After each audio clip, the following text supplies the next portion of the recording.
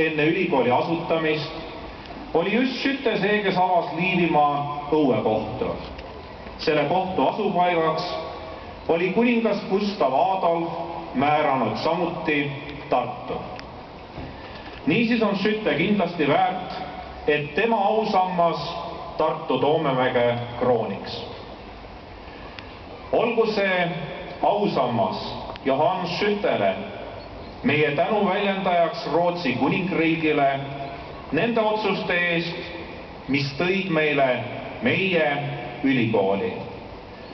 Head ülikooli aastapäeva kõikidele!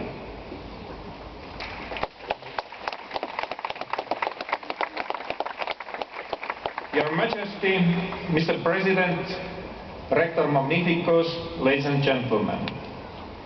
Baron Johann Skytte, Swedish nobleman and Privy Councillor, served as Governor General here in Livonia about 5 years.